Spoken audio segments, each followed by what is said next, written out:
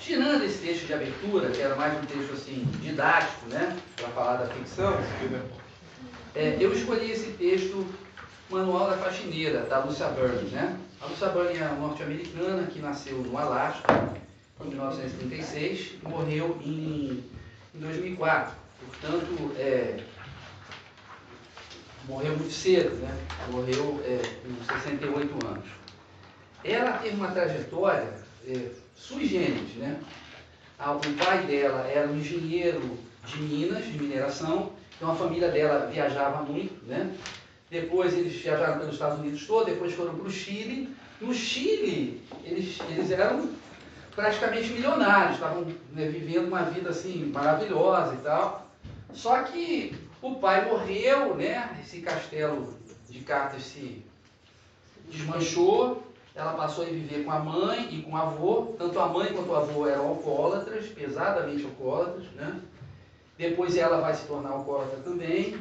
Ela gostava muito de literatura, ela faz o mestrado, mas depois ela casa, tem 2 filhos, aí separa desse mesmo marido que vai embora. Ela casava muito com artista, escultor, música, essas coisas. Os caras iam embora, deixavam ela lá com filhos.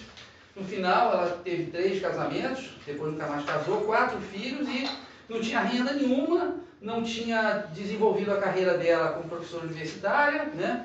Então ela começou a trabalhar no que dava. Ela trabalhava de assistente de enfermeira, trabalhava de telefonista, e um dos trabalhos que ela teve foi de faxineira, né? Então os contos dela são contos do que hoje se chama autoficção, que é uma expressão assim, bem complicada, né? Porque todo autor de ficção, ele se baseia um pouco na vida dele, mesmo que não seja no que aconteceu, mas como é que ele vai descrever uma cena de raiva? Se ele nunca tiver experimentado raiva, se ele for um ET perfeito, chega aqui e não tem raiva de nada, ele não sabe escrever o que é raiva, né? Então ele sempre, os personagens sempre de uma maneira ou de outra, pegam emprestado, né, as nossas concepções, a do escritor, etc. Mas no caso dela, pegou realmente situações da vida dela, só que ela inventava livremente, ela brincava livremente, né? Ela publicou cerca de menos de 80 contos, 76 contos, né? E em revistas pequenas, depois fez algumas coletâneas também em editoras pequenas, depois editoras médias. Quando ela estava prestes a estourar, ela morreu, né? Mas antes teve uma experiência muito bacana. Ela foi chamada para dar aula na Universidade de Boulder, lá no Colorado, né? E no 2º ano ela já foi considerada uma das melhores professoras da universidade. Ela que nunca tinha dado aula, foi considerada uma das melhores professoras, né? Mas logo depois ela teve câncer e ela faleceu. 11 anos depois da morte dela, em 2015, uma amiga dela, chamada Lydia Davis, né, que também é escritora, ela fez essa coletânea com cerca de metade dos contos da Lucia Burney, né, que é essa coletânea Manual da Faxineira. E aí, simplesmente, esse livro foi escolhido como o melhor livro do ano, pelo jornal, na Inglaterra, por The Guardian e The Independent, na Espanha, por El País, nos Estados Unidos, por New York Times Book Review, pelo Paris Review Daily, pelo Washington Post, pelo Boston Globe, pelo Chicago Tribune, pelo São Francisco Chronicle, pelo National Public Radio, pelo Entertainment Weekly, pelo Air, Harper's Bazaar, BuzzFeed, Publisher Week e Keepers Review. Ou seja, ela explodiu, né? De repente, descobriram a Lucia Burney, né?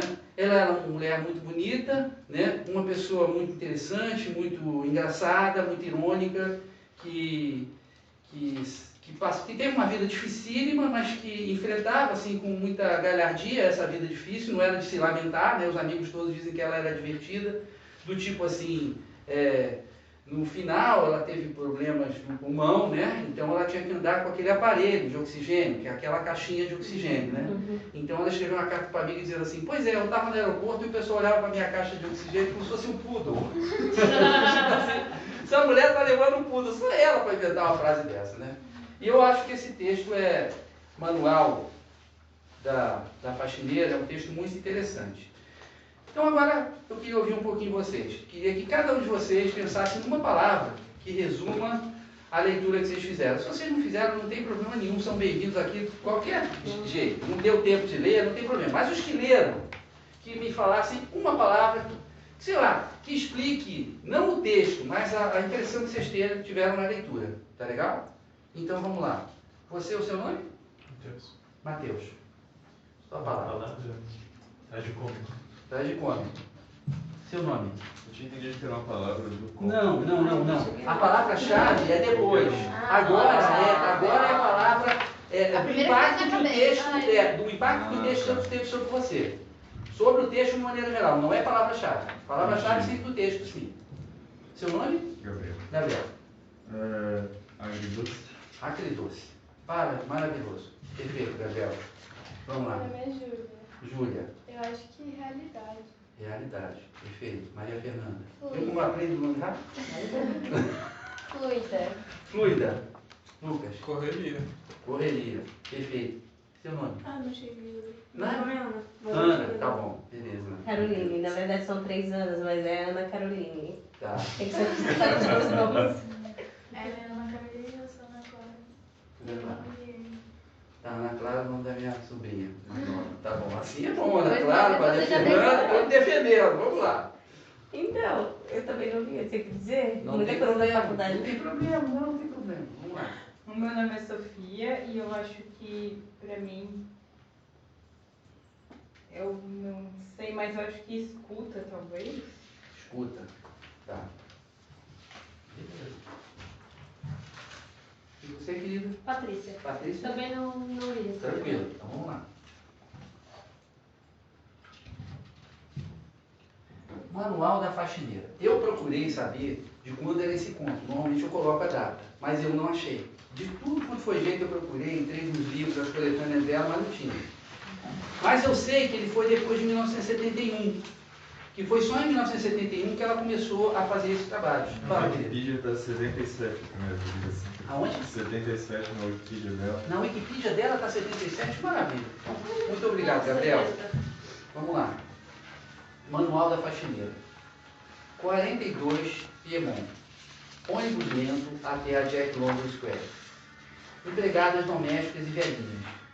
Sentei ao lado de uma senhora cega que estava lendo um texto em braille, seu dedo deslizando pela página, lenta e silenciosamente, linha após linha. Era tranquilizador observá-la, lendo por cima do seu ombro. Ela desceu na rua 29, onde um letreiro que dizia Produtos Nacionais Feitos por Cegos tinha perdido todas as letras, menos as de cegos. Eu também costumo saltar na rua 29, mas tenho que ir até o centro para descontar o cheque da senhora Jessel. Se ela me pagar com cheque mais uma vez, eu largo o trabalho. Além do mais, ela nunca tem trocado para a condução. Semana passada eu fui até o banco com dinheiro do meu próprio bolso. E ela tinha esquecido de assinar o cheque. Ela esquece tudo, até suas próprias moléstias. Enquanto espano a casa, vou recolhendo os bilhetinhos e botando em cima da mesa dela. 10 da manhã, náusea, exatamente assim. Num pedaço de papel em cima do consolo da lareira. Diarreia no escorredor de louça. Tontura, falta de memória no fogão. Esquece principalmente se já tomou ou não o seu fenobarbital, que já ligou 2 vezes para a minha casa para me perguntar se tinha tomado, onde está o anel de rubi dela, etc. Ela me segue de cômodo em cômodo, dizendo as mesmas coisas 1000 vezes. Eu estou ficando tão maluca quanto ela. Vivo dizendo que vou largar, mas tenho pena dela. Sou a única pessoa que ela tem para conversar. O marido dela é advogado, joga golfe e tem uma amante. Não acredito que a senhora Jessel saiba ou se lembre disso. As faxineiras sabem de tudo. Faxineiras roubam sim. Não as coisas com as quais as pessoas para quem a gente trabalha tanto se preocupam. É o supérfluo que acaba te tentando. Não queremos os trocados nos cinzeirinhos.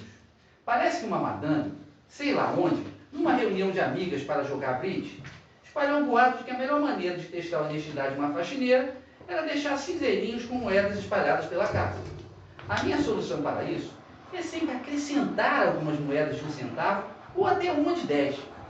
Assim que chego para trabalhar, a primeira coisa que faço é conferir onde estão os relógios de pulso, os anéis, as bolsinhas de lamê dourado. Mais tarde, quando elas chegam correndo, esbaforidas e vermelhas, eu só digo toda calma, debaixo do seu travesseiro, atrás da privada verde abacate. O que eu roubo mesmo são comprimidos para dormir, que guardo para alguma necessidade. Hoje, eu roubei um frasco de sementes de gergelim Spice Islands. A senhora Jessel raramente cozinha. Quando cozinha, ela faz frango com gergelim. A receita está colada dentro do armário de temperos. A outra cópia dentro da gaveta de selos e barbantes. E outra no caderno de telefones dela. Sempre que encomenda frango, molho de soja e xerez no mercado, ela pede outro frasco de semente de gergelim. Já tem 15 frascos de semente de gergelim. 14 agora. No ponto de ônibus, eu me sentei no meio-fio. 3 outras empregadas, negras de uniforme branco, estavam em pé perto de mim. São velhas amigas. Trabalham na Country Club Road há anos. No início, nós todas estávamos furiosas. O ônibus tinha passado 2 minutos mais cedo e nós o perdemos. Sacanagem. Eles sabem que as empregadas estão sempre lá, que o 42 Piemont só passa de hora em hora. Eu fumava, enquanto elas comparavam seus botins. Coisas que elas tinham pegado. Esmalte de unha, perfume, papel higiênico. Coisas que elas tinham ganhado. Brincos sem par, 20 cabides, sutiãs rasgados. Conselho para a faxineira. Aceite tudo que a sua patroa te der e diga obrigada. Você pode deixar o que não quiser no ônibus, na fenda entre o encosto e o assento do banco. Para entrar na conversa, eu mostrei a elas o meu frasco de semente de gergelim. Elas caíram na gargalhada. Ah, menina, semente de gergelim? Perguntaram como estava conseguindo trabalhar para a senhora Jéssica eu fazia tanto tempo. A maioria das faxineiras não aguentava ir para lá mais que 3 vezes.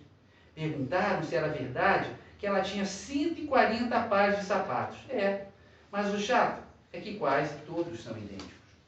Passamos uma hora agradável. Falamos sobre todas as senhoras para as quais cada uma de nós trabalha. Rimos bastante, não sem certa amargura. As faxineiras mais antigas nem sempre me aceitam com muita facilidade. E é difícil arranjar serviço de faxina também, porque eu sou instruída. Só que eu não tenho conseguido de jeito nenhum arranjar outro tipo de trabalho. Aprendi que tinha que dizer para as senhoras logo de cara que o meu marido alcoólatra tinha morrido fazia pouco tempo, me deixando sozinha com 4 filhos. Eu nunca tinha trabalhado antes, por ter que cuidar das crianças e tudo mais. 43 Chatuc Berkeley. Os bancos de praça que dizem publicidade por saturação sempre amanhecem encharcados.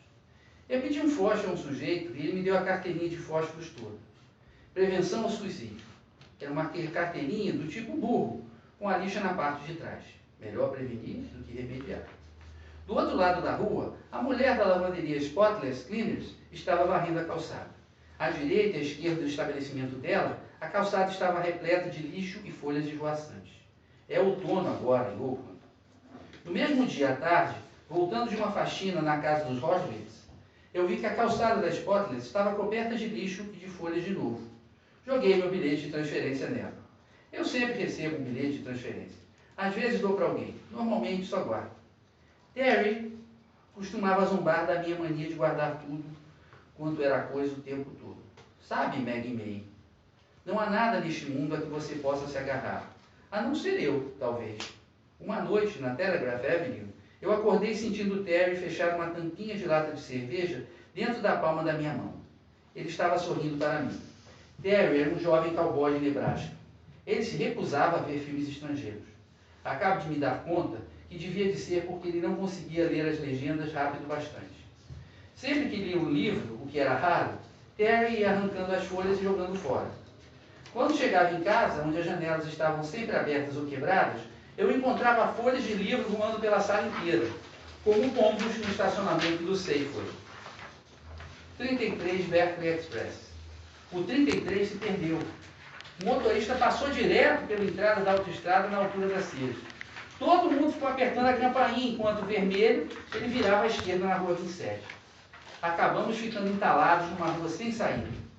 Nos prédios, as pessoas vieram para as janelas para ver o ônibus.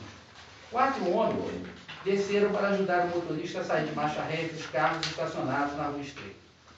Quando finalmente conseguiu pegar a autoestrada, ele saiu desempestado, a mais de 120 por hora. Foi assustador. Todos nós falávamos ao mesmo tempo, contentes com o incidente. Hoje é dia da Linda, faxineira.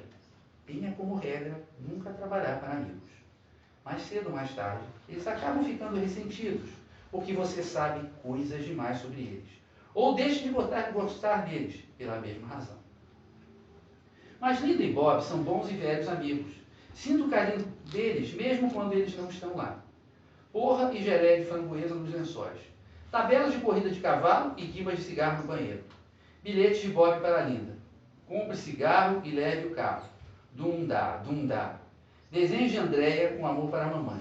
Beiradas de pizza. Eu limpo o espelho em que eles cheiram cocaína com limpa-vidro. É o único lugar onde eu trabalho que já não está impecável quando eu chego. Na verdade, está sempre imundo. Toda quarta-feira, eu subo como Sísifo até a escada de até a sala de estar deles, onde sempre parece que estão no meio de uma mudança. Não ganho muito dinheiro com eles, porque não cobro por hora, nem recebo o dinheiro da passagem. Muito menos almoço.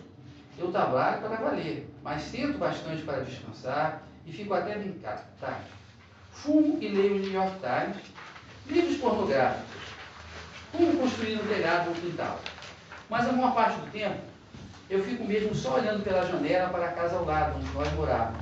Russell Street, 2129, 12. Olho para a árvore que dá umas frutas duras em formato de pera, nas quais Terry costumava atirar. A cerca de madeira reluz, crivada de chumbinho. O letreiro da Beckins que iluminava a nossa cama à noite. Sinto saudade de Terry e fumo. Não dá para ouvir os trens durante o dia.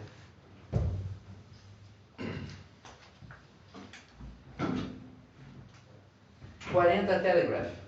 Casa de convalescença Mill Heaven. 4 velhinhas em cadeiras de rodas fitam com os olhos baços a rua lá fora. Atrás delas, no posto de enfermagem, uma moça negra muito bonita dança ao som de I Shot the Sheriff. A música está alta, até para mim, mas as velhinhas não ouvem nada. Abaixo delas, na calçada, há uma placa tosca. Instituto do Tumor, 1h30. O ônibus está atrasado. Carros passam. Gente rica dentro de carro nunca olha para as pessoas na rua.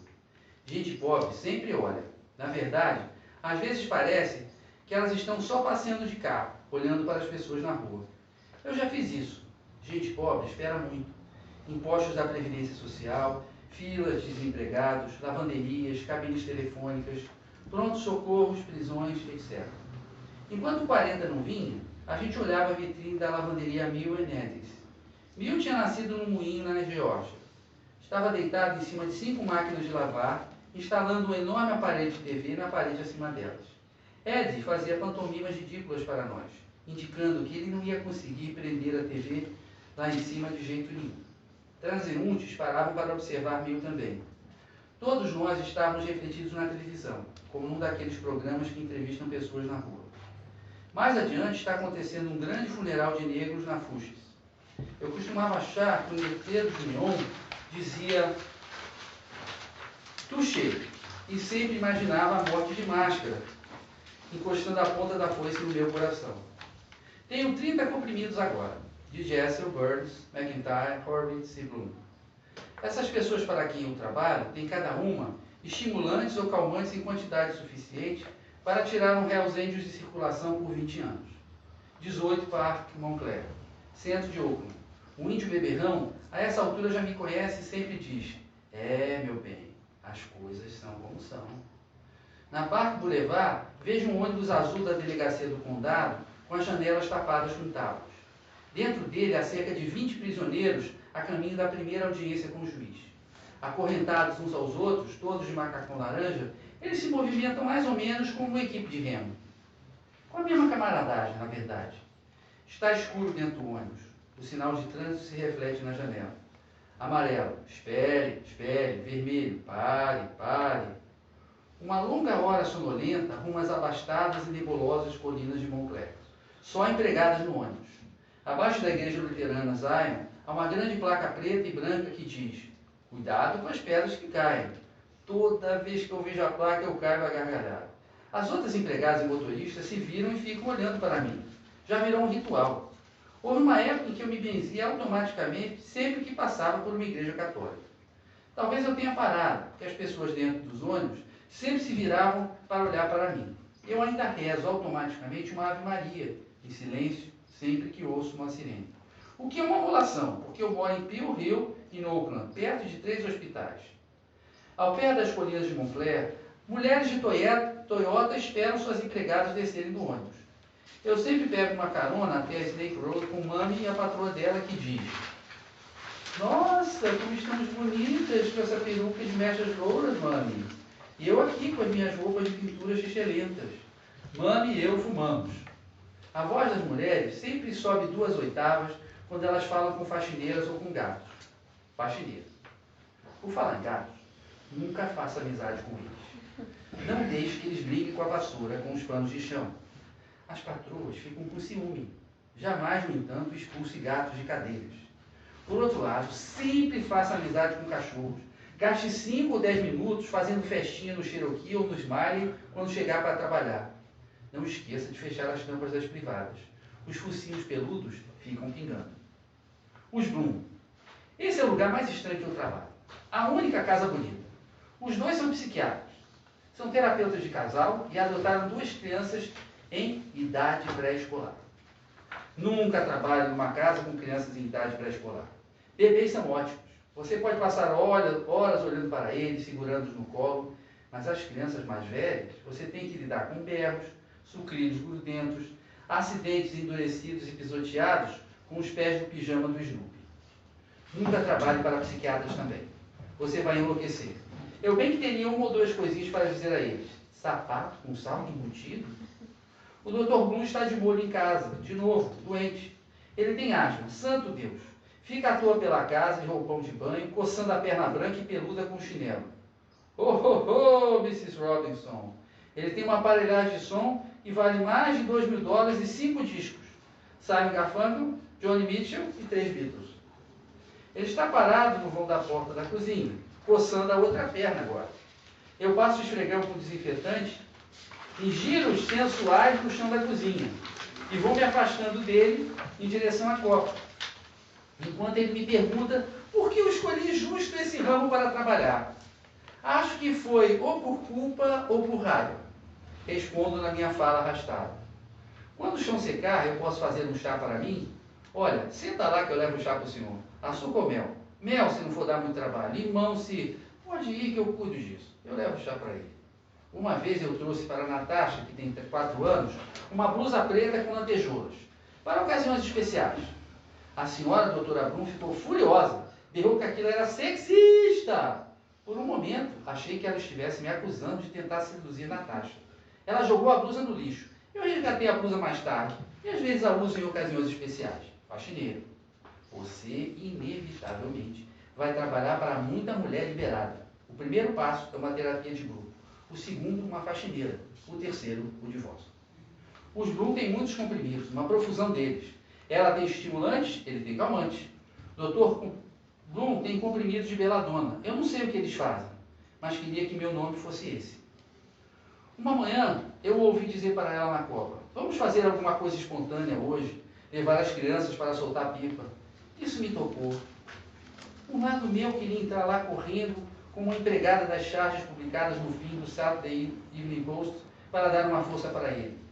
Eu faço pipas fantásticas e conheço bons lugares para soltar pipa em Tilden. Não tem vento em Montclair. O outro lado dela, ligou o aspirador para não ouvir a resposta dela. Chovia a cântaros lá fora. O quarto de brinquedos estava uma bagunça. Perguntei a Natasha se ela e Todd realmente brincavam com aqueles brinquedos todos. Ela me disse que às segundas, ela e Todd acordavam e esparramavam os brinquedos porque eu estava indo. Vai lá chamar o seu irmão, eu disse. Coloquei os 2 para recolher os brinquedos e eles estavam trabalhando direitinho quando a doutora Bloom entrou no quarto. Ela me passou um sermão sobre interferência e sobre como ela se recusava a incutir sentimentos de culpa neuróticos por causa de tarefas nos filhos. Eu ouvi, emburrado. Terminado o sermão, ela pensou um pouco e depois me mandou descongelar a geladeira e limpá-la com amônia e baunilha. Amônia e baunilha? Isso me fez parar de odiá-la. Era uma coisa tão singela. Eu percebi que ela realmente queria ter uma casa acolhedora, não queria que incutissem nos filhos dela sentimentos de culpa neuróticos por causa de tarefas. Quando tomei um copo de leite mais tarde, ele estava com gosto de amônia e baunilha. 40 Telegraph Berkeley, lavanderia Miller Neves. Ed está sozinha na lavanderia, limpando a imensa vidraça da vitrine. Atrás dela, em cima de uma máquina de lavar, há uma enorme cabeça de peixe dentro de um saco plástico. Olhos cegos e preguiçosos. Um amigo, o Sr. Walker, leva cabeças de peixes para eles, para botar na sopa. Ed faz grandes círculos com um pano branco e felpudo na vidraça. Do outro lado da rua, na escola maternal St. Luke's, um menino acha que ela está acenando para ele, e acena para ela, fazendo os mesmos grandes círculos. Ade para, sorri, acena de verdade, em resposta. O meu ônibus chega. Sobe a Telegraph Room aberta. Na vitrine do salão de beleza Varinha de Condão, vê-se uma estrela de papel laminado presa ao mata-moscas. Seja bem-vindo, passarinho. Ao lado, há uma loja de produtos ortopédicos, com 2 mãos suplicantes e uma perna. Ter se recusava a andar de ônibus. As pessoas o deprimiam lá sentadas, mas ele gostava das rodoviárias dos ônibus Greyhound. Nós costumávamos ir às rodoviárias de São Francisco e de Oakland, principalmente a de Oakland, na São Pablo Avenue. Uma vez, ele disse que me amava, porque eu era como a São Pablo Avenue. Ele era como o depósito de lixo de Berkeley. Eu queria que existisse um ônibus que fosse até o depósito. A gente ia para lá quando ficava com saudade do Novo México. Lá é árido, venta muito e gaivotas planam como bacurau no deserto. Você vê o céu não só lá no alto, mas também ao seu redor. Caminhões de lixo trovejam pelas estradas de terra, levantando vagalhões de poeira, dinossauros cinza. Eu não consigo lidar com o fato de você estar morto, Terra. Como você sabe disso? É como aquela vez no aeroporto, quando você estava prestes a subir a rampa de embarque para ir para Albuquerque. Ai, merda, eu não posso ir. Você não vai encontrar o carro nunca. O que é que você vai fazer quando eu não estiver aqui, Maggie? Você perguntava toda hora, naquela outra vez, quando estava com viagem marcada para Londres. Eu vou fazer macramê, cara. O que é que você vai fazer quando eu não estiver aqui, Maggie? Você realmente acha que eu preciso tanto assim de você? Acho. Você respondeu. Uma declaração simples, típica de um cara de Nebraska. Meus amigos dizem que eu estou chafurdando em autopiedade e remorso. Diziam, eu não vejo mais ninguém. Quando sorrio, levo involuntariamente a mão à boca. Coleciono comprimidos para dormir. Uma vez nós fizemos um pacto. Se as coisas não melhorassem até 1976, íamos dar um tiro um no outro no final da marina. Você não acreditou em mim. Disse que eu ia atirar em você antes de fugir, ou atirar em mim mesma antes, sei lá. Estou cansado do trato, Terra. 58 College Alameda. As velhinhas de Oakland vão todas fazer compras na loja de departamento Hinks, em Berkeley. Já as velhinhas de Berkeley vão à loja de departamentos Capwell, em Oakland. Todo mundo que anda nesse ônibus é jovem, e negro ou branco e velho, inclusive os motoristas.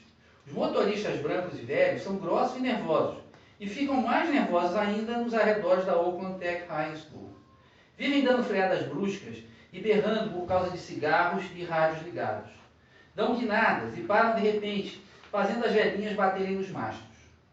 Os braços das velhinhas ficam roxos na hora. Os motoristas jovens e negros correm muito, varando um sinal amarelo atrás do outro na Pleasant Valley Road.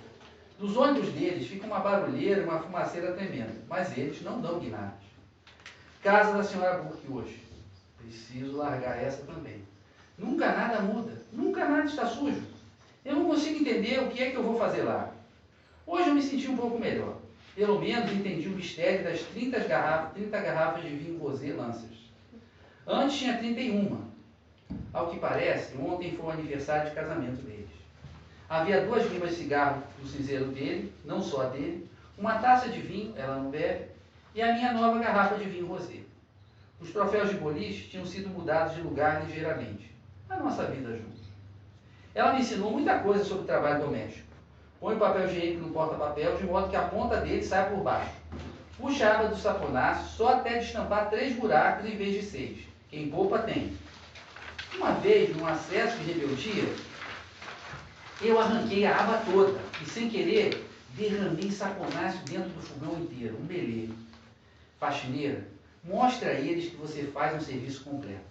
No primeiro dia, ponha todos os móveis de volta no lugar errado, 10 a 20 centímetros mais para um lado ou virados em outra direção. Quando tirar o pó, inverta a posição dos gatos siameses. Ponha a cremeira à esquerda do açucareiro. Troque todas as escovas de dentes do lugar. A minha obra-prima nessa área foi quando eu limpei o topo da geladeira da senhora Burke. Ela repara em tudo.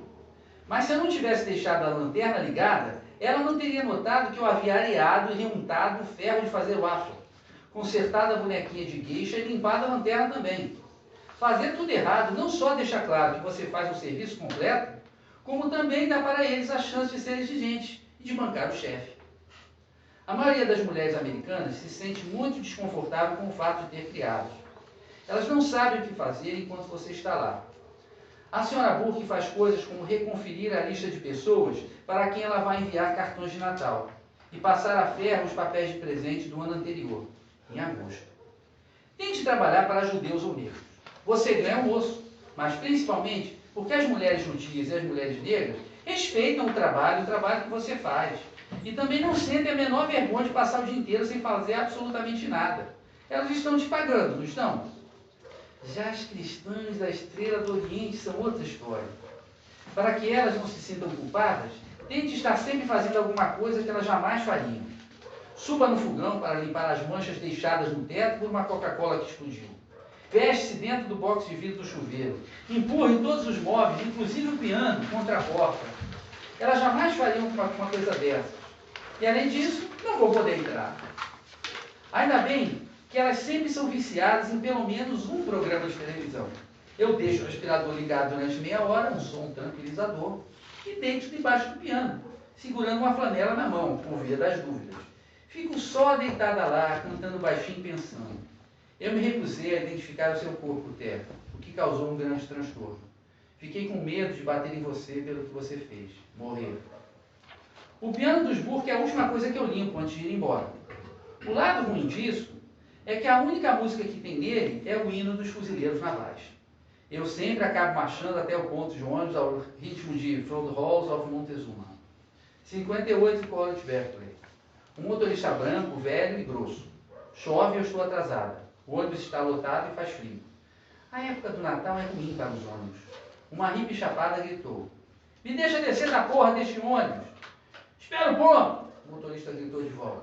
Uma mulher gorda, uma faxineira, vomitou no banco da frente, sujando as galochas das pessoas e a minha bota. O cheiro era horrível. E um monte de gente desceu no ponto seguinte, quando ela também desceu. O motorista parou num posto de gasolina Arco, em Alcatraz, e pegou uma mangueira para limpar o vômito. Mas claro que só fez empurrá-lo para a parte de trás do ônibus e deixar tudo mais molhado ainda. Ele estava vermelho e furioso, ultrapassou o sinal seguinte, botando todo mundo em perigo, disse o homem ao meu lado. Em frente à Oakland Tech, cerca de 20 estudantes com rádios esperavam atrás de um homem todo estropiado. Há um posto da Previdência Social ao lado da Tech. Enquanto o homem entrava no ônibus com muita dificuldade, o motorista disse, ah, meu santo Deus! E o homem fez uma cara de espanto. Casa dos Burke de novo. E uma mudança. Eles têm 10 relógios digitais, todos mostrando exatamente a hora certa. No dia em que eu largar, vou tirar todos eles da tomada. Finalmente larguei a senhora Jéssica. Ela continuou me pagando com cheque. E uma vez me ligou 4 vezes na mesma noite. Telefonei para o marido dela e disse que eu estava com mononucleose. Ela esqueceu que eu tinha largado e me ligou ontem à noite para perguntar se eu tinha achado que ela estava um pouco mais pálida que o normal. Sinto falta dela. Patroa nova hoje, uma verdadeira lady. Eu nunca penso em mim mesma como uma cleaning lady, né? Senhora da faxina. Por isso que tem o trocadilho. Embora seja assim que as pessoas se refiram a nós. A senhora ou moça que faz a faxina lá em casa. A senhora Johansen. Ela é sueca. E fala um inglês cheio de gírias e expressões idiomáticas. Como os filipinos. A primeira coisa que ela me disse quando abriu a porta foi: minha nossa! Ah, eu cheguei cedo demais? De jeito nenhum, minha querida. Ela roubou a cena. Uma Glenda Jackson de 80 anos. Fiquei de queixo caído, viu? Eu já estou falando que nem ela. De queixo caído no vestíbulo. No vestíbulo, antes mesmo de eu tirar meu casaco, o casaco de terra, ela me explicou o acontecimento da vida dela. John, o marido, tinha morrido fazia 6 meses. Estava achando difícil, principalmente dormir. Então tinha começado a montar quebra-cabeças de paisagens. Fez um gesto na direção da mesa de jogar cartas, na sala de estar, onde a mansão Monticello de Jefferson estava quase terminada, salvo por um buraco em forma de protozoário no canto superior direito. Uma noite, ela ficou tão obcecada com o quebra-cabeça que nem sequer foi para a cama. Esqueceu de verdade de ir dormir. E de comer ainda por cima. Jantou às 8 horas da manhã, tirou uma soneca, acordou às 2, tomou o café da manhã às 2 da tarde, saiu e comprou outro quebra-cabeça. Quando John estava vivo, era café da manhã às 6, almoço ao meio-dia, jantar às 6. Sem brincadeira. Mas os tempos mudaram. Quem te viu, quem te vê. Não, minha querida, você não chegou cedo demais, disse ela. Mas é possível que a qualquer momento eu dê uma fugidinha para a cama. Eu ainda estava parada lá, cheia de calor, olhando para os radiantes olhos sonolentos da minha nova patroa, esperando minhas instruções. Só o que eu tinha que fazer era limpar as janelas e passar aspirador no carpete. Mas antes de passar aspirador no carpete, eu tinha que tentar encontrar uma peça de quebra-cabeça. Céu com um pedacinho de árvore. Eu sei que está faltando uma peça. Foi gostoso ficar na varanda limpando as janelas. Estava frio, mas o sol batia nas minhas costas. Do lado de dentro, ela montava um quebra-cabeças. Absorta, mas fazendo pose a si mesmo. Ela deve ter sido muito bonita. Depois das janelas, veio a tarefa de procurar a peça de quebra-cabeça. Esquadrinhando palmo a palmo um carpete verde peludo, migalhas de borracha, elásticos de crônico, eu estava felicíssima. Era o melhor trabalho que já tinha me dado. Como ela estava pouco se lixando se eu fumasse ou não, fiquei engatinhando pelo chão e fumando, arrastando meus cinzeiros junto comigo. Encontrei a peça bem longe do canto da sala onde ficava a mesa do quebra-cabeça. Era céu com um pedacinho de árvore. Achei, ela gritou. Eu sabia que estava faltando uma peça. Eu achei, eu gritei. Agora eu podia passar ao aspirador, o que fiz, enquanto ela terminava o quebra-cabeça com um suspiro. Quando estava saindo, eu lhe perguntei se ela achava que ia precisar de mim de novo. Quem sabe, disse ela. Bom, tanto faz como tanto fez, eu disse, e nós duas rimos. Eu não quero morrer de jeito nenhum, na verdade. 40 Telegraph, ponto de ônibus em frente à lavanderia. A Mill Edis está abarrotada de gente esperando para usar as máquinas, mas todos estão animados, como quem espera uma mesa. Estão de pé, batendo papo na vitrine e tomando latas verdes de Sprite. Mill e Edis se misturam a eles como anfitriões afáveis, trocando dinheiro. Na TV, a Ohio State Band toca um hino nacional. Neva no Michigan. É um dia frio e claro de janeiro. 4 motoqueiros de costeleta surgem da esquina da rua 29, um atrás do outro, feito uma rabiola de pipa. Uma Harley para em frente ao ponto de ônibus, e alguns garotos acenam para o motoqueiro da carroceria de uma picape Dodge 1950. Eu finalmente choro. Agora sim eu vou roubar esse banquinho aí de vocês. Pode botar aqui atrás do... Bota aí na prateleira. Agora sim eu vou sentar um pouquinho. Quer sentar aqui? Não, eu vou sentar ali. Continuar numa visão. Bom. Agora eu vou dar alguns minutinhos para vocês com calma sentirem como o ponto impactou vocês e escolherem uma palavra-chave do ponto que vocês vão subir com a canetinha amarela. Qualquer palavra, qualquer coisa que vocês queiram comentar. Tá bom, Ana? Alguma coisa que você achou engraçado, que você achou emocionante. Estou falando com você que você é bem jovem, né? Então está começando essa coisa. É que você achou engraçado, você achou emocionante, você achou revoltante. Qualquer coisa que tenha te impactado de alguma maneira. Aí você pega uma palavra daquele trecho que simboliza isso. Tá bom? Qualquer dúvida você me pergunta. Seja também à vontade, tenha vontade de perguntar. Se tiverem dúvida, isso aqui serve palavra-chave. Qualquer palavra que você queira comentar, que você possa comentar em cima dela, serve como palavra-chave.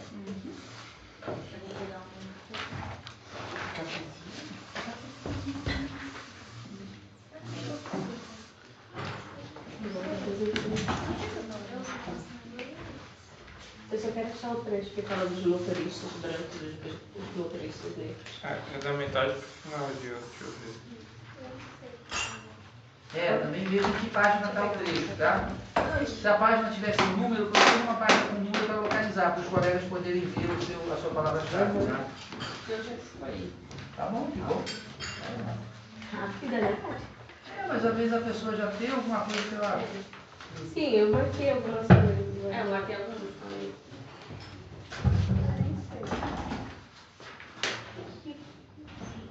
Uma palavra-chave só, tipo, pra te comentar depois. Tem várias. Não, primeiro, mas aqui você mais vai gostar de falar. Uma coisa que você queira falar no texto.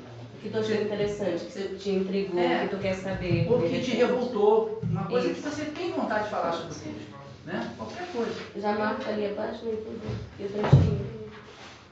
Essa palavra. Roubei. Cara, isso rouba bem a cabeça.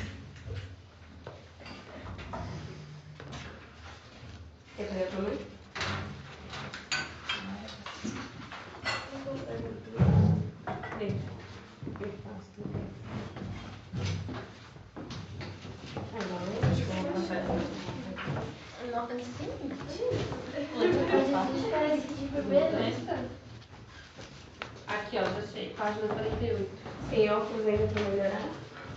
É, 19. Tá usando? 48? É. Deixa eu preencher essa parte também. Mas eles falam que Bem no meio, onde está escrito 58 colégio Garquim. Mas aqui pode ser outra. Um minutinho. É uma quarta? 44. Mas acho que tem mais uma folha que fala, mais uma É, página. porque eu gostei das palavras que eu botei, mas essa aqui tá também pouco. Tá bonitinho. Bom, agora, continuem comendo, bebendo café, só vou explicar. Fiquem calmos. Agora a gente tem a parte mais importante do clube, né? Não é a parte que eu estou explicando acerca da autora e do conto, não é a parte que eu estou lendo. A parte mais importante do clube é agora, em que vocês vão comentar, né? Vocês vão trabalhar as palavras-chave, tá? Porque é isso que interessa, desenvolver a sensibilidade de leitores e de leitoras, tá? Então, não tem palavra-chave certa nem errada, isso aqui não é uma escola, não é uma universidade, é uma coisa totalmente livre. Aqui é o Rocinante seu, quem manda aqui é o Dom Quixote, então você já viu que aqui é tudo bastante livre, né? Dom Quixote está ali, não é o Martin. Ele não quer assumir que é Dom Quixote, mas não adianta.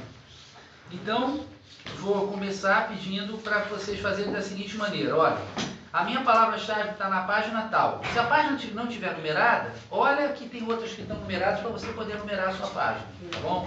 Então, minha palavra-chave está na página tal, ela é tal palavra. Lê um pouquinho do trecho para a gente entender o contexto do que vocês escolheram, tá? Como palavra-chave. E depois você comenta. Por que você escolheu essa palavra-chave? Por que você acha que ela é importante? Por que você acha... Por que ela te tocou, né? Ela te revoltou? Eu achei uma coisa... Pode ser uma coisa de forma, né? De achar uma coisa bonita, né? Não, achei bonito, achei isso poético, achei irônico. Vale qualquer tipo de palavra-chave, desde que seja alguma coisa que vocês tenham vontade de comentar. A única coisa livre que existe nesse mundo é a literatura. É a única coisa livre que existe nesse mundo. Então vamos exercer essa liberdade, né? Não tem, a palavra-chave do fulano é melhor do que do ciclano. Não tem nada disso aqui. Não tem certo, não tem errado. Você escolhe à vontade, tá? Esse é o espírito da coisa. Se sentir totalmente à vontade. Se tiver alguma dúvida, pergunta para mim. Se eu souber responder, eu respondo. Tá ok? Então, vamos começar aqui com o Matheus. Vamos lá, Matheus. Tua palavra-chave está em que página? Na 37. 37. Ali no textinho que está em parênteses. É conselho. Conselho para a faxineira. Tá. Você quer falar alguma coisa desse trecho que eu escolhi? Não sou eu que falo, é você que fala. Você lê o trecho e você comenta. Agora, ó, tô lá a mão. Eu comento depois do seu comentário, mas primeiro é você que comenta. Entendi a logística do... É para você falar. Conselho para a faxineira. Aceite tudo que a sua patroa te der e diga obrigado. Você pode deixar o que não quiser no ônibus, na fenda entre o encosto e o acerto do banco. E a tua palavra é conselho, né? Tá, perfeito. Eu gostei desse trecho porque eu acho que ele estabelece o tom do conto, né? Porque ele é quase como se fosse um diário, né? Da empregada, né? As casas que ela vai para trabalhar, né? Mas, ela fala muito do cotidiano dela, né? O dia a dia dela, mas eu acho que o modo como ela escreve isso dá uma outra dimensão, né? Porque ela intercorda com a memória do falecido esposo, né? Das opiniões dela sobre as famílias, né? Eu acho que dá pra... Você consegue notar todo um pequeno universo que vem dessa percepção dela a partir dessa rotina que às vezes pode ser repetitiva, né? De uma faxineira. Então esse conselho aqui, eu acho que bota esse lugar que eu achei que é o que me pegou no conto, né? E que me chamou a atenção. Ela faz observações sociológicas, né? E assim, de tipologia, né? O motorista branco velho, o motorista negro jovem, a casa de judia, de italiana, né? A casa de psiquiatra. Ela faz vários tipos de observações, né? Que são irônicas, que são críticas, e também tem um elemento de classe, né? A posição da faxineira, né, nos Estados Unidos, ela é um negócio muito complicado, né? Aqui também é.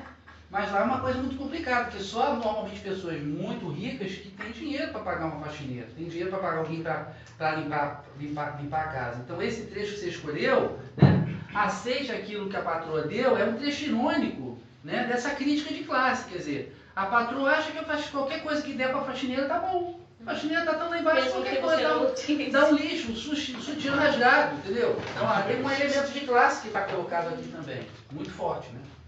Perfeito, Matheus, ótima escolha. Eu escolhi um trecho engraçado também, isso é bom. Gabriel. A minha está na primeira página, 35. Eu não pensei muito na frase ali, eu pensei mais na palavra, que é náusea. Mas o trecho que ela está é ali no finalzinho, 10 da manhã, náusea, um pedaço de papel em cima do consolo da lareira, diarreia no corredor de louça, tontura e falta de memória no fogão. A palavra eu escolhi porque eu acho que é a coisa que mais sintetizou para mim todo o conto, assim, do estado emocional dela, assim, até que ela fica nessa reflexão sempre pensando no marido, nessa questão do luto e relacionando talvez a melancolia dela com uma coisa que ela não tem mais, tem vários momentos que refletem pessoas que estão querendo outra coisa, diamantes, ou as mulheres que vão comprar coisa no outro lado da cidade. Então sempre tem uma coisa assim de querer estar em outro lugar, em outro tempo, em outra época, relembrar a infância.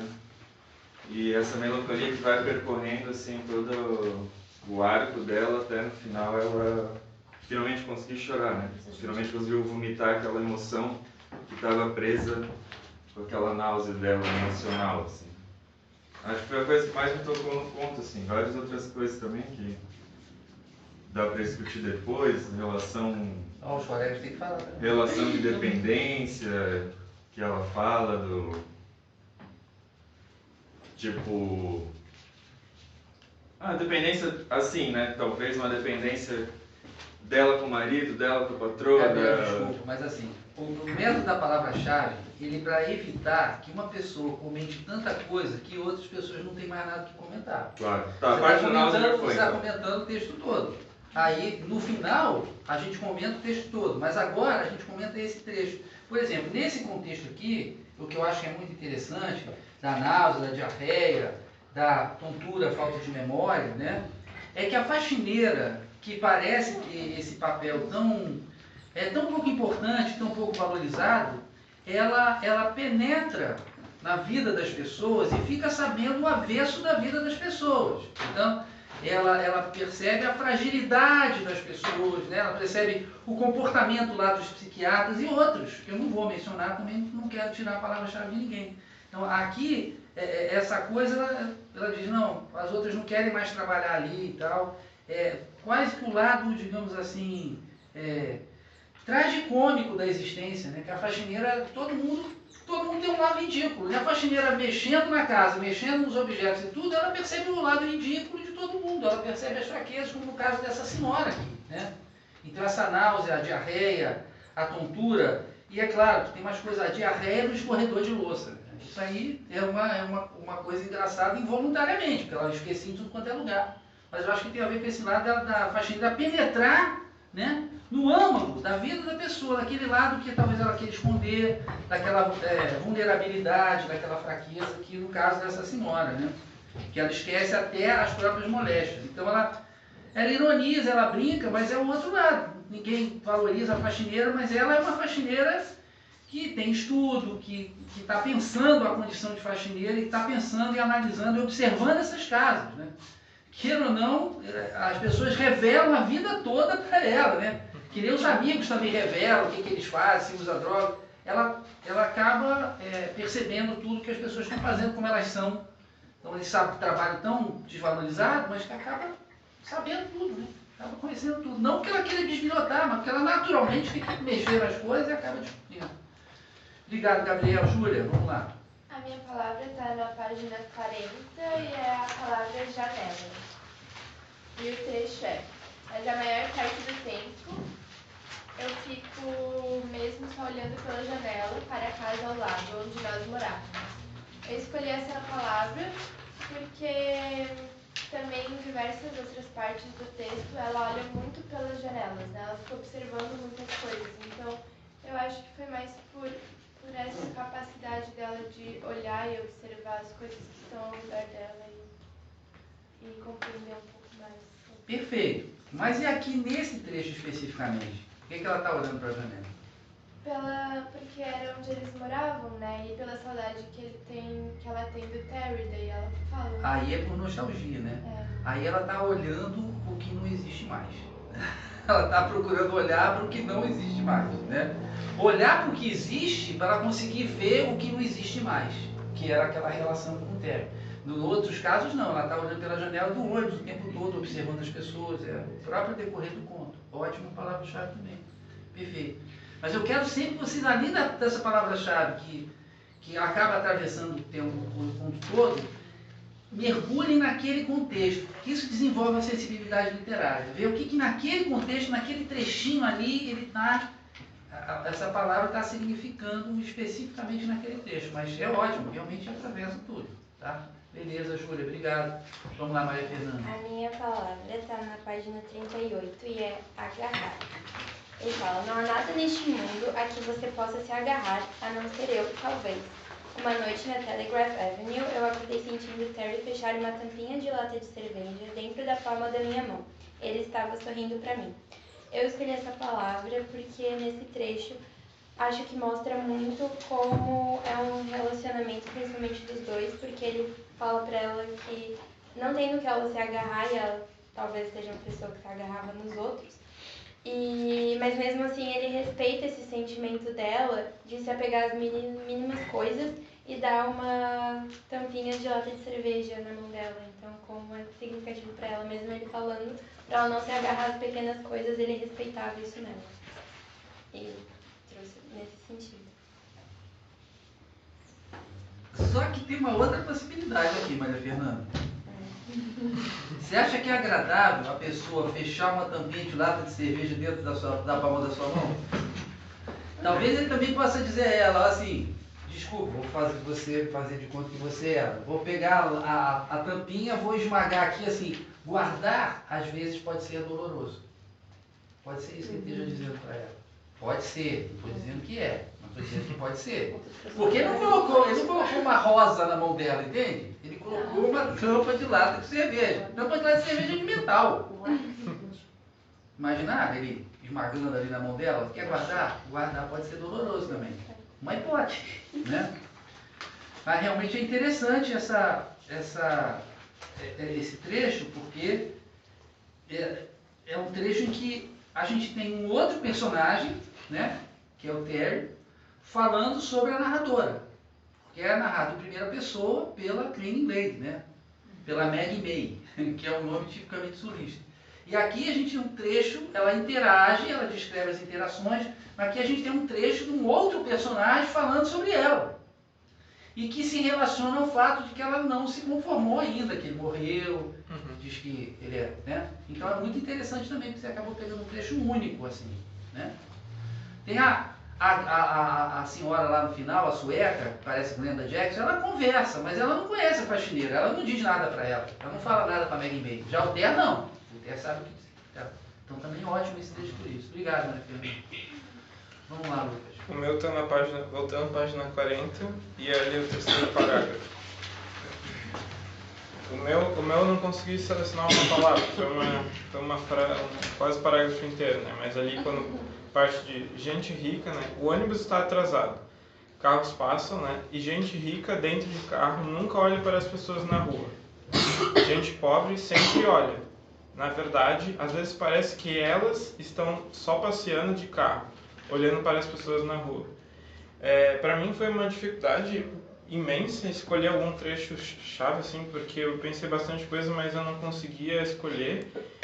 E hoje, quando tu releu esse pedaço, me trouxe muitas memórias, porque eu já meio que vivenciei isso.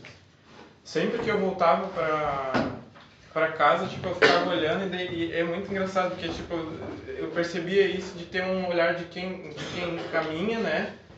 E um olhar de quem está dentro do carro, né? E era muito difícil ter esse contato, né? Ainda mais quando tinha trânsito, eu achava isso muito curioso, né? E isso me marcou, assim, porque foi uma memória que eu não lembrava e que depois que foi lida que eu lembrei disso, porque eu fazia muito. Sempre quando eu ando, ainda mais quando tem trânsito, eu fico olhando, assim. E é muito engraçado como tem essa relação de, tipo, tem gente que olha como, tipo, por que esse tipo de pessoa tá aqui? É curioso, assim, isso eu achei bem bacana dela, dessa questão do cotidiano, né? Porque são coisas que talvez eu nunca ia lembrar se não tivesse lido essa parte, assim.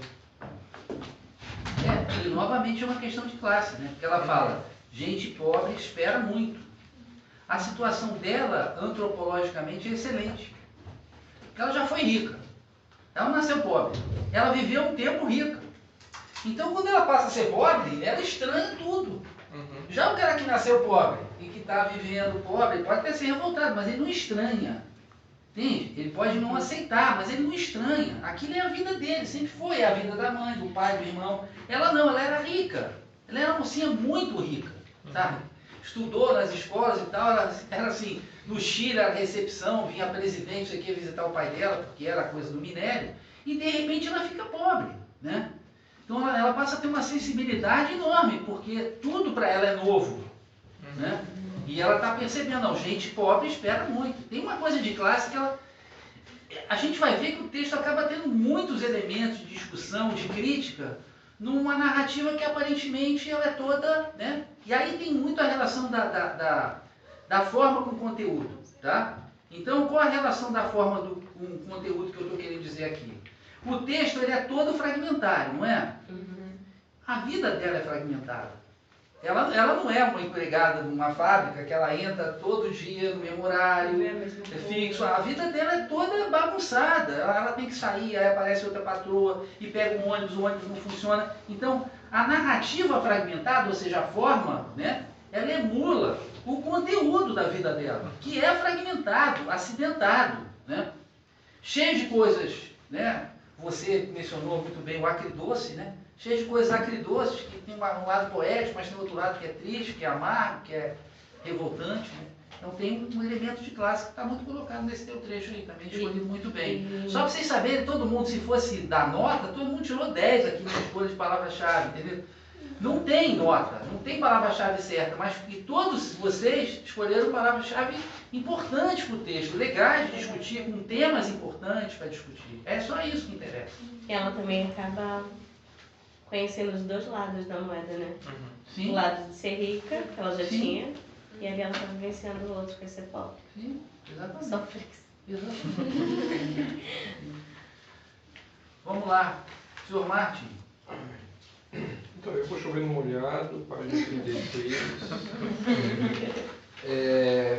Terceiro parágrafo, faxineiras rolam sim. Eu escrevi.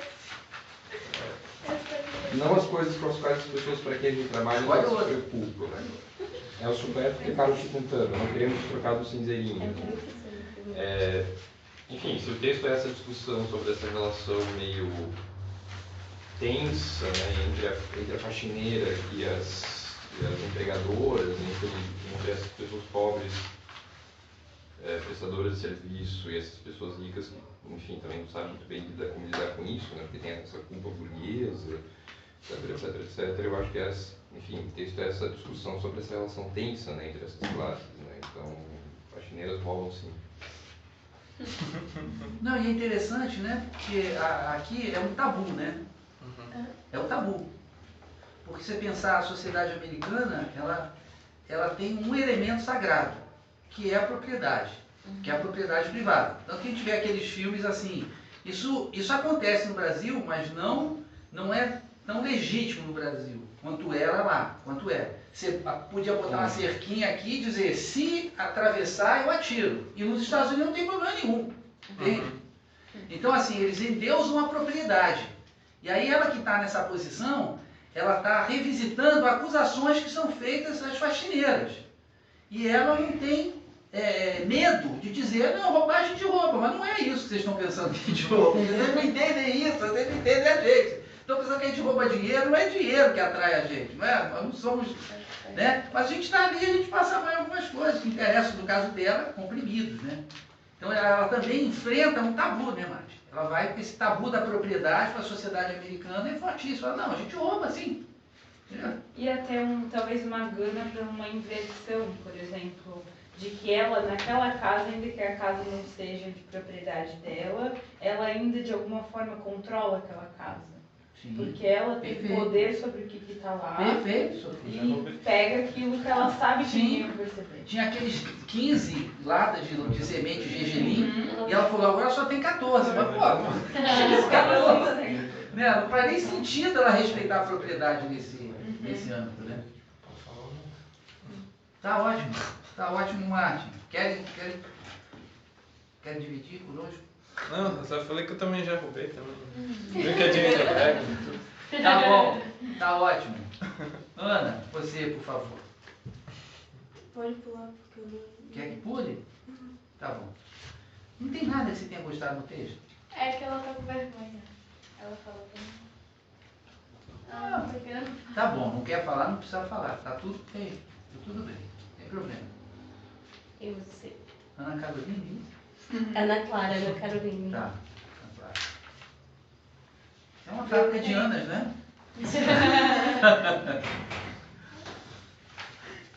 Deu tempo Eu da não. Clara de pegar uma palavra? Pode ser. Posso falar? Pode. Pode. Eu escolhi a palavra meio fio. Tá, que parte? É 37. Nossa, você já tô atrás. Você leu o trechinho pra nós? Trecho? No ponto de ônibus, eu me sentei no meio fio. 3 outras empregadas negras de uniforme branco estavam em pé perto de mim. São velhas amigas, trabalham na Country Club. Road. Há anos. No início, nós todas estávamos furiosas. Os ônibus tinha passado 2 minutos mais cedo e nós perdemos. Sacanagem. Eles sabem que as empregadas estão lá sempre. Estão sempre lá. E o 42 Piedmont. só passa de hora em hora. E aqui, esse trecho aqui me representa a gente que pega ônibus. Que a gente perde, tipo, só tem de hora em hora. É uma Pelo menos certa... lá onde a gente mora. Sim. E. É isso aí. E o ônibus é esse símbolo também do pobre dos Estados Unidos, que é um país que, sei lá, que tem mais carro per capita do mundo. Que tem carro de tudo quanto é preço. O cara pega ônibus, ele é um ferrado, né? Ele é alguém que está realmente nessa situação. Mas tem um outro elemento aqui que é assim, é a não percepção da situação de classe, né? O motorista não percebe que aquelas trabalhadoras são da mesma classe que ele. Ele não fica com raiva do patrão e fica com raiva das trabalhadoras. Resolve sacanear as trabalhadoras, porque na verdade sacanear o patrão é muito difícil, né? Então você sacaneia o outro que é exatamente como você. Também outra situação de classe que também que ocorre. acontece. Tá ótimo, Ana Clara, excelente. Vamos lá. Agora a Ana original.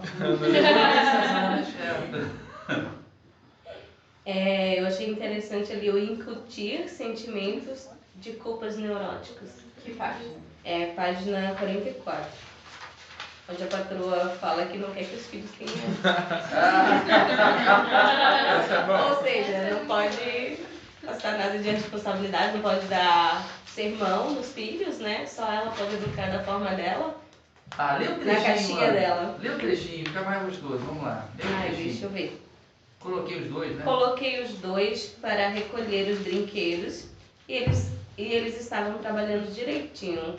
Quando a doutora Bloom entrou no quarto, ela me passou um sermão sobre a interferência e sobre como ela se recusava a incutir sentimentos de culpas neuróticos por causa de tarefas nos filhos. Eu ouvi emburrada. Terminado o sermão, ela pensou um pouco e depois me mandou descongelar a geladeira, limpá-la com amônia e baunilha. Também outra coisa estranha, né?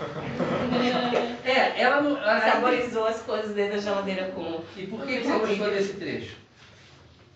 Então, eu gostei porque a educação, ela... para quem bem vê ela tá dividida em 3 em três... como é que eu posso dizer?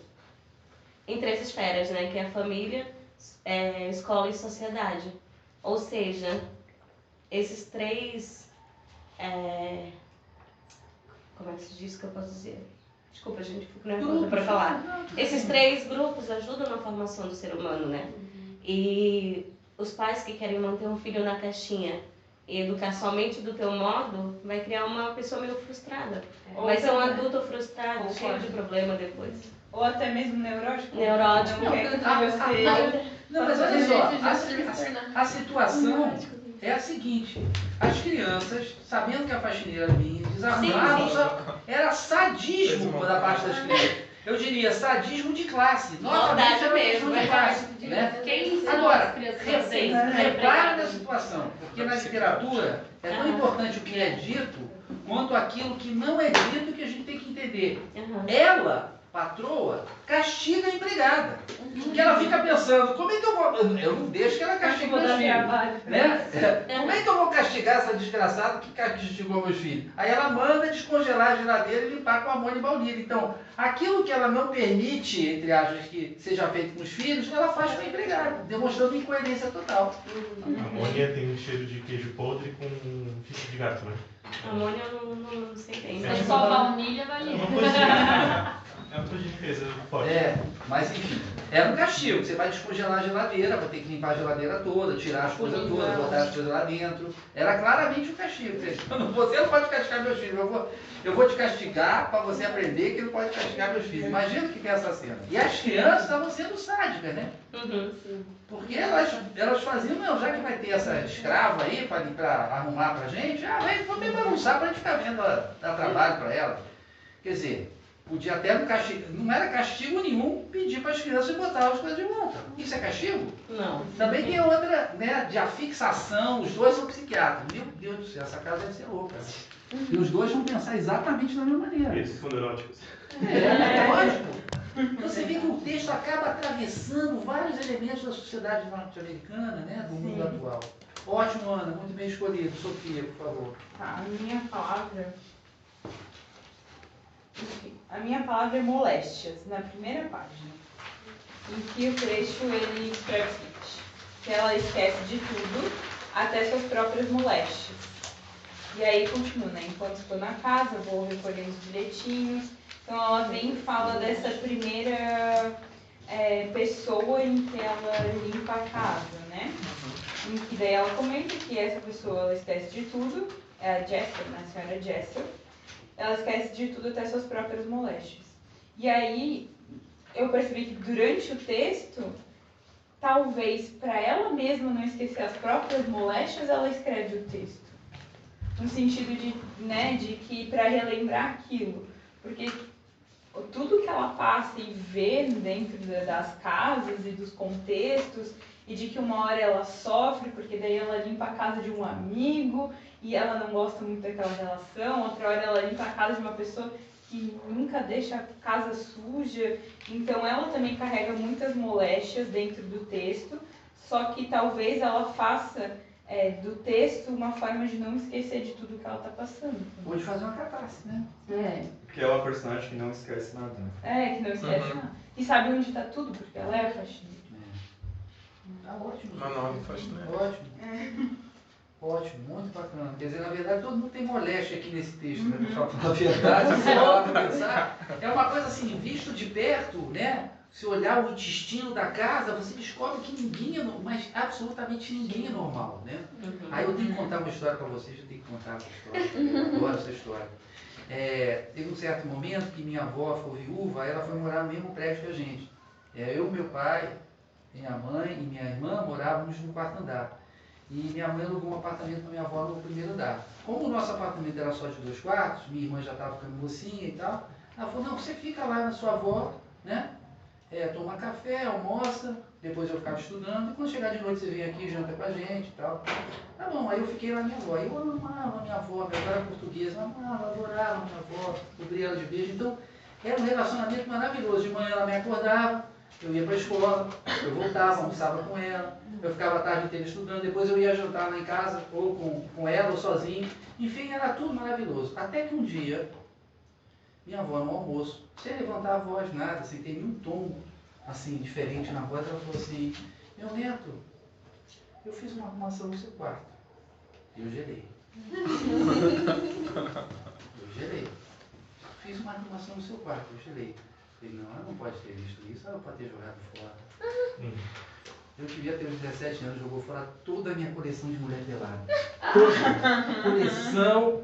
Então assim, eu era um menino, eu não bebia, eu não fumava, eu não tinha namorada, isso não era bom, mas também não tinha. Eu estudava que nem um louco, só tirava nota boa, mas eu tinha minha coleção de mulher pelada, pelo amor de Deus. Então minha avó descobriu, nesse conto é assim, todas as moléstias são reveladas. Né? Ninguém é normal de perto. E a faxineira, né? Ninguém é normal de perto. Né? E a faxineira, uma faxineira com um olho bom, ela descobre as coisas todas. Ótimo, Sofia. Muito obrigado. Pronto, contei essa história, que eu gosto de contar essa história. Às vezes a gente tem simplesmente o prazer de contar uma história. Eu acho que é uma das minhas melhores histórias. Eu lembro da minha avó. Eu não briguei com a minha avó. Eu não fiquei chateado com a minha avó. Continuei amando minha avó. Assim, mas pensei, bom, agora eu vou precisar do Porto Seguro para recomeçar minha coleção. Não. De um balde. Vamos lá, Patrícia, por favor. A minha palavra está na página 36 e é conversar. Eu peguei esse trecho, mas enfim, é o contexto todo aqui, né? Sim. É o segundo parágrafo. Ela me segue de cômodo em cômodo, dizendo as mesmas coisas 1000 vezes. Eu estou ficando tão maluca quanto ela. Vivo dizendo que vou largar, mas tenho pena dela. Sou a única pessoa que ela tem para conversar. Então eu escolhi essa palavra, assim, o trecho é legal, mas assim, é em volta do contexto todo, da história toda dela, né? Que ela é, assim, por todos os lugares que ela passa, que ela trabalha, que ela fica com as faxineiras no ponto, ela é comunicativa. Sim. Então, foi por isso que eu escolhi essa palavra, nesse trecho. Mas é sobre o contexto todo, na verdade. Não, perfeito. Ela é muito comunicativa. E tem uma coisa, assim, ela é impiedosa no diagnóstico que ela faz, né? Mas no tratamento, no sentido até de como maneira que ela tem muita compaixão. Esse texto tem muita compaixão, né? Ela diz, eu abandonei a fulana de tal, daqui a pouco ela fala, mas eu sinto falta dela. Né? Eu tenho pena Da também. comunicação com ela, tudo. Eu posso falar da minha palavra-chave? Pode. Foi essa palavra-chave que me fez escolher esse texto. Eu acho esse texto riquíssimo. E a análise que vocês fizeram, eu estou assim no céu. Não, minha avó ter roubado minha coisa. Porque eu estou no céu. Porque, assim, foi assim, exatamente aquilo que eu pensava para ser o Clube do Conto, foi hoje, no primeiro dia. Né? E muita gente nunca tinha participado e tal. Então foi maravilhoso, vocês foram maravilhosos, não estou puxando o saco, vocês foram mesmo. Mas eu sei que esse conto é maravilhoso, mas o que me decidiu escolher esse conto, assim, que eu falo, não, eu tenho que escolher esse conto. Eu sabia que era um conto grande, tinha o risco de eu ficar lendo, vocês ficarem entediados, porque os contos para frente são bem menores que esse, são assim, no máximo 10 páginas, esse tinha 15, né? Mas eu finalmente choro. Foi isso que me fez escolher. Porque esse final, né, o conto, o próprio Júlio Cortázar, autor do primeiro conto que a gente viu, que a gente leu, ele falava o seguinte, entre conto e romance, ele gostava muito de boxe, dizia, o romance é uma luta de boxe que vence por pontos. Então são 15 rounds, fica lá o pessoal, aqueles dois homens se chocando, depois eles anotam quantos pontos, quantos socos deu no outro, não sei o quê, e ganha. O romance é isso, quer dizer, o romance interessa o processo, o desenvolvimento dos personagens e tal. Tem romance que não termina de uma maneira espetacular, mas não tem problema, porque ele já passou o recado dele. O conto, ele diz que não. O conto tem que ser na base do nocaute, sabe? É uma coisa pequena, curta, você não tem tempo de desenvolver tantos personagens, tanto que eu diria que só tem bem desenvolvidos aí, mais ou menos desenvolvidos, o personagem que é ela mesma e o Té. Os outros aparecem e tal, mas são fragmentariamente desenvolvidos, né? São apenas em alguns aspectos. Mas o conto tem que ter um nocaute. E esse conto, toda vez que eu leio, é um nocaute. Porque eu finalmente choro, assim, é aquela acumulação toda de tudo que ela falou, que não é só a coisa do Té, do marido que morreu, mas ela lidar com a humanidade, né? Ela lidar com a condição humana, com todos os nossos buracos e falhas e e vulnerabilidades e fraquezas e tal, mas também algumas coisas maravilhosas, né? Ela encontra no cotidiano, de repente, sei lá, tudo de repente ela acha interessante, né? Uma placa que de repente só tem escrito cegos e tal, ela observa tudo, ela tem esse prazer, né, de observar. Mas é uma acumulação muito pesada de coisas, né? E aí eu finalmente choro, é assim maravilhoso, porque aquela narradora tão impiedosa que está analisando, apontando tudo e tal, no final ela fala, ó, desabei.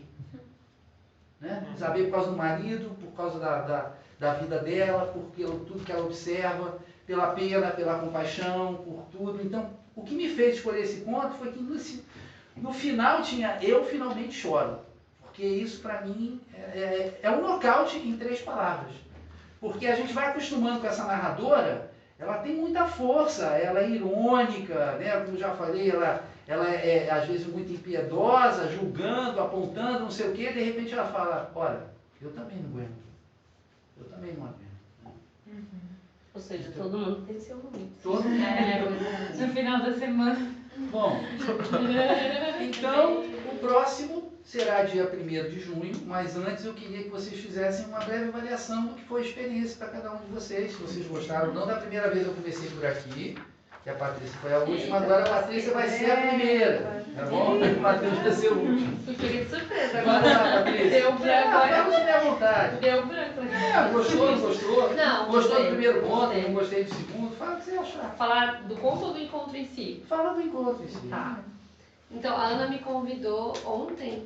Foi ontem? Acho que sim. A gente já tá tava- marcando café já faz mais de um mês, eu acho. Verdade. Faz tempo que a gente não se via. Aham. Daí ela convidou para esse momento e eu achei bem interessante, bem, tipo, novas experiências. Eu trabalho na área da educação, então, tipo, tudo isso me chama atenção, desde o encontro, tudo, né? E eu gostei muito, vou passar pro meu pessoal do trabalho sobre o próximo encontro, já vou fazer a propaganda para ver se reúne todo mundo. Tem que mandar o e-mail para mim, anota aí, marcosalvito@gmail.com para poder mandar o conto para vocês. Tá aqui embaixo. Tá aí no primeiro ponto. Tá aí. Achei bem interessante mesmo. Obrigado, Patrícia, valeu. Também gostei. Só o primeiro conto eu me perdi porque são muitas sentenças, assim. E aí, quando são várias sentenças, no sentido de sentenças de frasezinhas curtas, eu me perco. Aí eu me perdi um pouco sobre o que estava acontecendo, o que... Foi um resuminho. o que... Não, Eu ele tá não lendo. entendi. Na leitura, tem 2 amantes que estão lá numa cabana e um deles prometendo que vai matar o marido. Quando no final, o marido que ele mata é o cara que tá lendo a história dos 2 amantes. É isso, né? Dessa questão do... São os 2 Max, partes já- que são E são complicados. 2 contos também completamente diferentes em narrativa. sim. Isso eu achei legal também. Sim, Que, vai ser. que dá pra perceber as 2 formas de Sim, contexto. é Né? na terceira pessoa, né, com o narrador, e outro é na primeira pessoa, que é sempre muito mais íntimo, muito mais subjetivo, Sim, muito mais claro. emoção, né? Exatamente, mas eu gostei bastante da proposta e da ideia. Também por ser algo curto, assim, porque às vezes a gente não tem tanto tempo de ler um livro inteiro, pelo menos eu. Não, mas não precisa ler o livro inteiro pra gente gostar e se desenvolver. E aí eu achei legal porque daí eu consegui ter aquele sentimento de finalizei, sabe? Sim, Comecei e vamos dar essa- terminei. tá ótimo. Eu achei bem legal. Que bom, Sofia, obrigado. Ana? Então, minha primeira vez, né? Fiquei de vida outra vez, daí não deu, enfim. Mas eu gostei bastante. Eu sou uma pessoa que eu gosto de ler, mas eu tenho que admitir que eu me ocupo mais com as outras coisas do que propriamente com a leitura, né? Principalmente em criar os filhos, enfim, os 5. Mas eu gosto de ler, não tenho muita experiência em literatura. Estou fazendo a faculdade e isso para mim também é atrativo. E eu pretendo continuar vindo aos encontros. Gostei. Ótimo. Minha Ana é minha coleguinha lá no Deutsche Lernen, na escola de alemão. Eu convidei e só a Ana veio. Aquele safado lá do curso, ninguém veio, só veio a Ana. Mas a Ana veio e trouxe todas as Anas dela, mais a Patrícia, olha. Eu sou bonita. Ana Cláudia. Ana Cláudia. É tudo Ana e o C. Ana Cláudia, Catarina. É verdade. Ana Clara. Clara. Isso. Você. Tá, eu preferi esse segundo conto aqui, porque retrata bastante, assim, a gente, que é pobre, pelo menos eu. Eu já fui faxineira também, de arista. Então, tipo, é real, acontece mesmo. Tava retratando assim, real, o que acontece com a gente, o que a gente sente, os ônibus, tudo assim que ela falou. O contexto. Gostei. Realidade.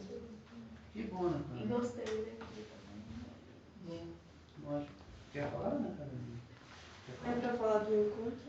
Do que você achou, Eu gostei bastante. Gostaria de ter contribuído mais sobre o conto, só que eu não... Mas você contribui.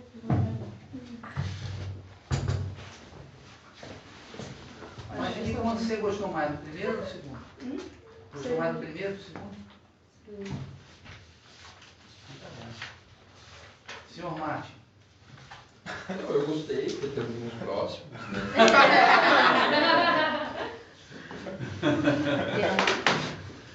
Tomara que sim. Se nem você vier, eu vou começar a desconfiar que A Lúcia Berling, enfim, eu tinha começado a ler lá no seu apartamento, esse livro. Enfim, eu fui visitar o Alvito e aí, enquanto eu ia fumar, eu pegava o livro ali na prateleira e estava lendo, né? Então, mas eu não cheguei a terminar porque eu também não fumei tanto assim, né? Mas enfim, é uma autora que estava no meu radar, eu não sabia que ela já tinha aparecido, né? Isso é uma coisa que, enfim, faz pouquíssimo tempo assim, que eu descobri. Mas enfim, eu achei interessante e tal, mas é isso, né? A literatura latino-americana é meu... né? Algo diferente pulsa, né? Eu acho que eu não sabia que eu já tinha lido esse conto, não através dele, mas através de uma releitura. O Michael Tenfield escreveu um texto que era muito parecido, assim, a mesma proposta, assim. Mas aí, no caso, é um escritor de livro policial, mas que está meio insatisfeito com o personagem que ele criou, porque o personagem ganhou muita fama, não sei o que, e ele começa a escrever a última aventura desse... E ele vai escrevendo, até que no final, assim, esse personagem meio que ganha vida e na verdade atira no próprio escritor, né? Uma releitura. Sim, plágio. Uma baita, né? Mas enfim, mas o Cortázar é um cara que eu quero assim, ler um pouco mais atentamente, né? Inclusive fica de sugestão para talvez um dos próximos textos, né? Não, com certeza vai entrar. Ah, claro, um dos maiores contistas de toda a história, né? Sem dúvida. Mas esse texto aqui, primeiro, não era em si como conto, mas era para falar um pouquinho sobre a ficção, entende? Como a ficção nos influencia, para acabar com essa ideia de ficção. Ah, a ficção é um negócio que não existe e tal. Não existe. Estou pensando em Aristóteles, né? A poesia é superior à história, porque a história só conta o que passou, né? Sim. A poesia ela pode contar o que poderia ter sido, né? Exatamente. Uma edição humana, né? Tá ótimo, Márcio. Obrigado. Lucas? Eu gostei bastante, até para mim, assim, acho que reconciliar esse laço que eu tenho com a literatura, né? Que eu gosto muito, mas que nem você, aí eu me distancio, e daí eu volto a ler, aí eu leio muito e eu paro, e eu acho muito bacana, assim. Eu realmente gostei, assim, porque eu acho que são das questões de ressignificar o cotidiano, né? Isso. Porque que nem quando eu li ali, eu lembrei muito desse cotidiano de eu sempre voltando para casa, saindo, tipo, pegando o trânsito a pé e olhando o pessoal do carro, sabe, ela me capturou de um jeito que eu acho que eu nem consigo falar, assim, em palavras, mas foi algo muito... Gostei, assim, de voltar, né? De voltar a esse lado da literatura. Eu gostei bastante. E o primeiro, como eu estava ali na filmagem, eu não prestei muita atenção. Eu prestei atenção no começo e no final. Aí eu achei até engraçado na minha cabeça, mas eu vou até reler depois, assim. Mas eu gostei também. Vale você reler ele para ver como é que ele construiu o negócio, assim, manipulando a gente, manipulando nosso sentido. De uma maneira perfeita. Obrigado, Lucas. Maria Fernanda. Eu gostei bastante também, porque acho que por vezes na literatura eu tenho vontade de compartilhar, ver outras pessoas lendo, mesmo um conto, livro, etc. Então eu achei muito gostoso poder compartilhar ideias, ouvir as outras pessoas, o que achou também. Porque, não sei, pra mim às vezes é meio solitário no quesito de ler no quarto e ficar naquele mundinho, em vez de trocar ideia com os outros. Então eu achei que é bem legal o conceito da roda, de trocar as ideias, torna mais afetivo o texto também. Perfeito, obrigado. Esse é o mesmo objetivo. Júlia, por favor. Eu gostei também bastante do Clube do Conto e eu acho que eu tive o mesmo sentimento que a Sofia de conseguir terminar de ler e falar sobre o que a gente achou, o que a gente pensou. E também é uma coisa que eu acho muito interessante é como a gente tem ideias diferentes do mesmo trecho, né? E como compartilhando a gente, podia ter pensado dessa forma. E também como é diferente quando tu ouve a pessoa ler o conto. Acho que tu consegue capturar coisas que antes não tinha. Você leu muito bem, foi muito legal. Teve coisas que quando tu leu eu fiquei, caraca, agora faz sentido. Sim. Meio perdida. Por isso que é legal escutar outra pessoa falando. Mas vocês podem fazer esse exercício. Ler em voz alta, tentando ver qual é o tom daquela fala do personagem para aumentar a própria compreensão. Quando não tiver outro que está lendo, né? Mas eu sempre vou ler, tudo bem. Ali tinha o nome da música, você falou cantandinho. Foi legal.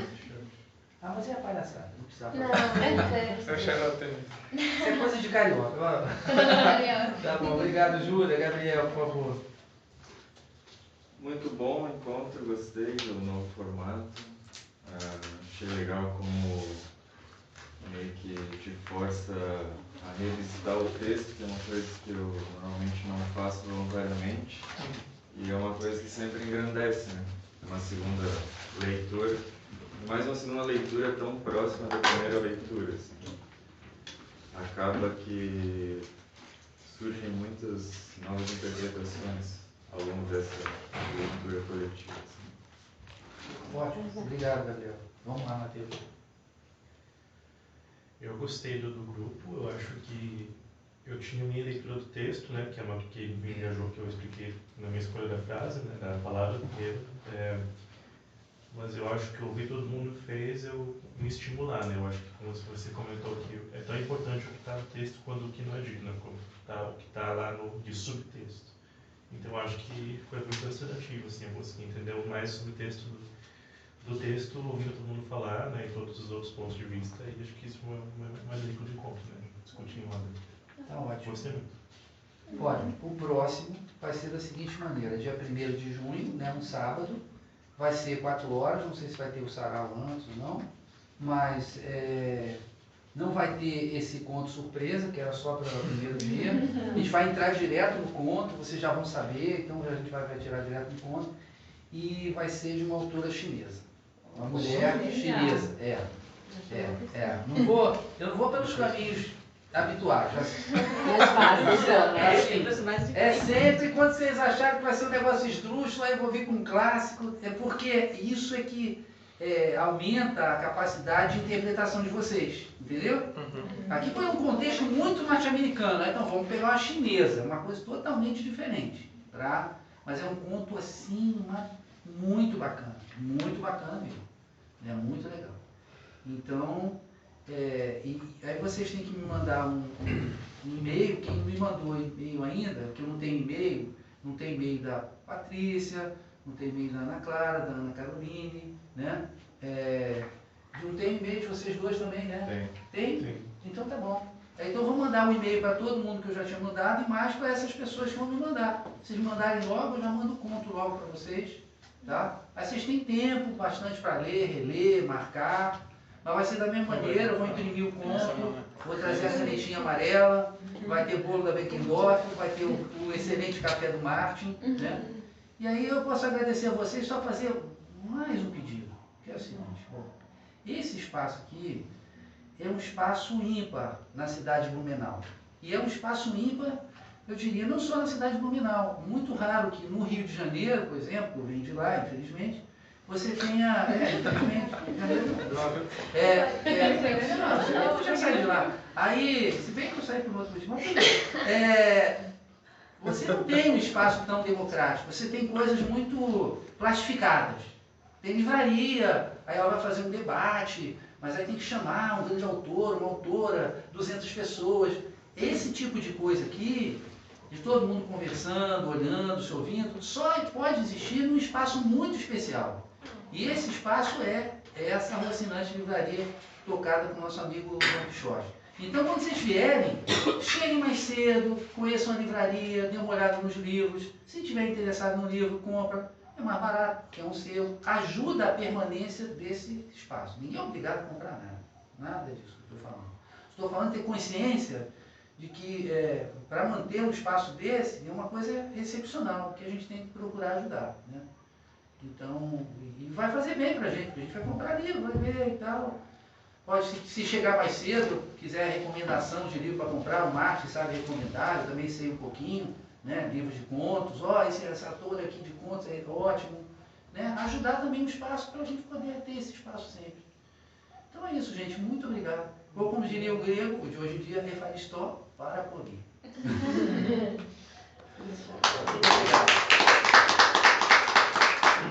Espero que todo mundo aqui dia 1º de junho.